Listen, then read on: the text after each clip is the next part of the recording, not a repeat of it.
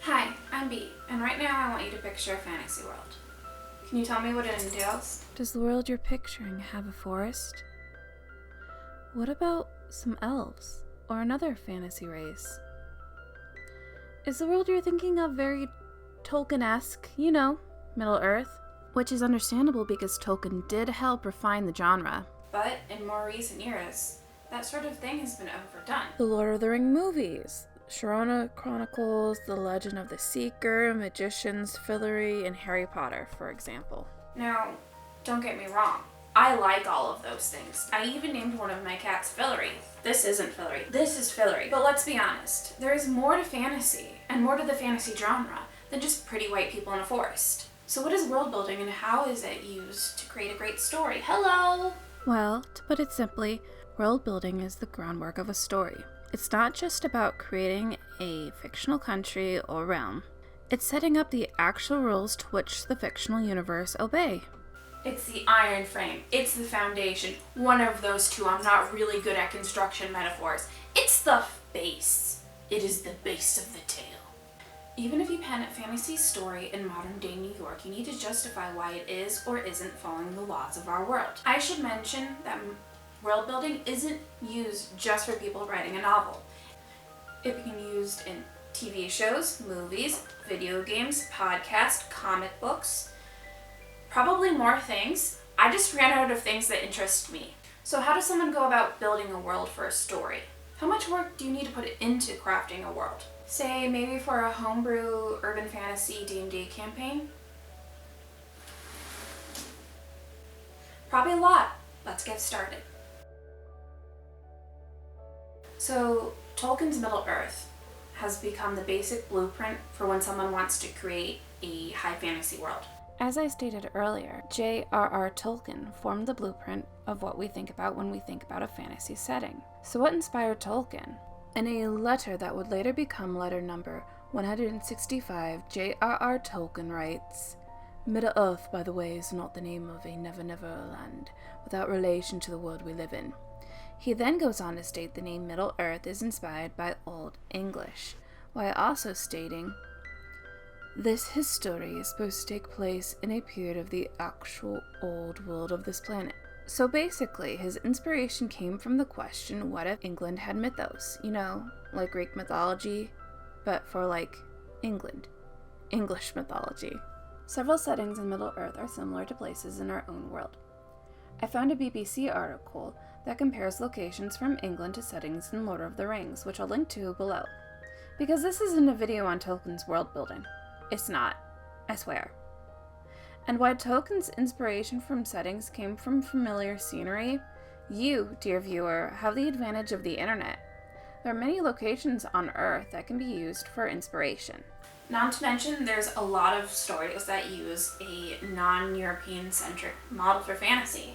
N.K. Jemisin's Broken Earth series, and Avatar: The Last Airbender, just to name a few examples. Granted, if you can produce your own setting for a fantasy world with no basis in our own reality, please be your work. Put it in the comments. I'm very interested. It is perfectly okay to take inspiration from other sources. Disney's most famous works are taken from fairy tales. Game of Thrones is inspired by events in history, and College Humor's Dimension 20 uses D&D lore but adds a 1950s through 1980s twist, but all tell a good story. Hiromu Arakawa, the author of Fullmetal Alchemist, took inspiration from how the Ainu people had their lands taken away from them and used that idea to lay down the groundwork that led to a major part of the Fullmetal Alchemist work, the Ishvalan War. And, minor spoiler, it's a big deal in the story. It sets off a chain of events. If you'd like to know more about the Ainu people, or just about the author who wrote Fullmetal Alchemist, I've left links down below. So we've got inspiration covered, so where do we go from there? So inspiration has given you some ideas for plot points and setting, but setting in a vague idea of what's happening does not a story make. Where do you go from there? To expand upon that, fantasy worlds usually include not only just the setting, but culture, commerce, a magic system, and so forth. World building might seem as simple as building a backdrop to a story, but a lot of time, it's the little details that make a world of a story seem more interesting and deep.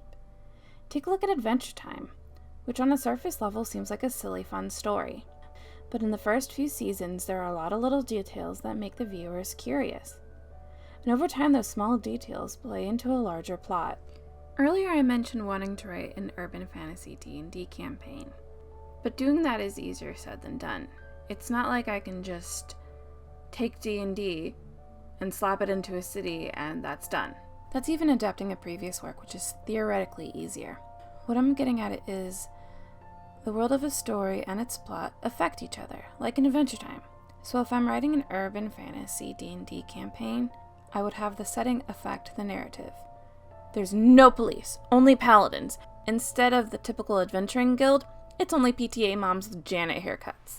So when writing this, authors should look at their empty canvas of a world and think of the setting, their inspiration, and really think about how the two affect each other and jot down ideas from there. While researching this video, I came across an article by author William L. Hahn. The article contains information on how to world build sneakily, or how to explain things to readers or viewers or listeners or players gradually, so it doesn't bore them. I really liked this picture in it, shown here. So is the world you, the viewer, are in. You mean the world you came from and posed to the one we're now? Yeah, Wendy, where did you get Starbucks? Where did you get that face? We have the same face.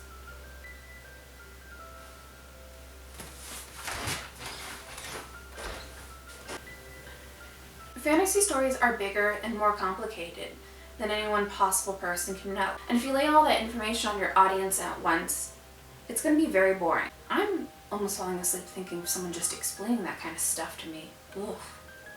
One way to do this without boring your audience is to start small and gradually grow bigger in terms of both plot and world exploration. Think of the show Good Place. If you haven't seen The Good Place, I'm about to spoil it for you, so most of it's on Netflix. So in season 1 of The Good Place, you have Eleanor, who knows she's not supposed to be in the good place and wants to avoid going to the bad place. That's the plot. There are set rules to the good place to which the story lays down. If you're good on Earth, you go to the good place. If you're bad on Earth, you go to the bad place. That's the world the viewer understands. But as the plot gets more complicated, the viewer gets to explore more of the world. That's just one way to world build. You don't necessarily have to start small and grow bigger. Think of Avatar: The Last Airbender, which allows the viewer to see most of the world just through the A-Gang's travels. That isn't to say you need a vast setting for your audience to explore. Stardew Valley, the novel The Bear and the Nightingale, and the podcast Welcome to Night Vale. They all take place in a small town setting. Each are a unique fantasy story. It can be whatever you like. For instance, Thursday Next series takes place entirely inside of a library, but also inside the classics in the library and Swindon. It takes place in Swindon. Parts of it do. Because of my own privilege, I don't feel qualified to really talk about diversity. I can, however, show you this tweet by V.E. Schwab and say if something feels like it could be considered offensive to someone from a different background than you, it probably is best to leave it out. Representation matters, but not if it's at the expense of appropriating someone else's struggles. Obviously, world building is just one aspect of a story. It's the framework. You also need windows and a roof, and I guess characters are floors and plots are interior design. Construction metaphor, not a great fit. World building is work. It can be very overwhelming.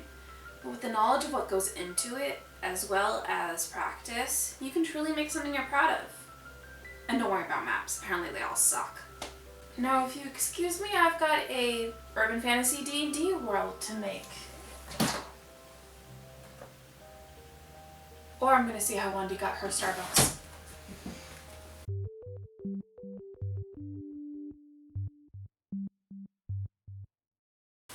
It's actually just Cream blood.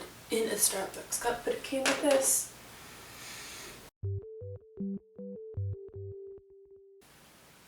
Goodbye forever.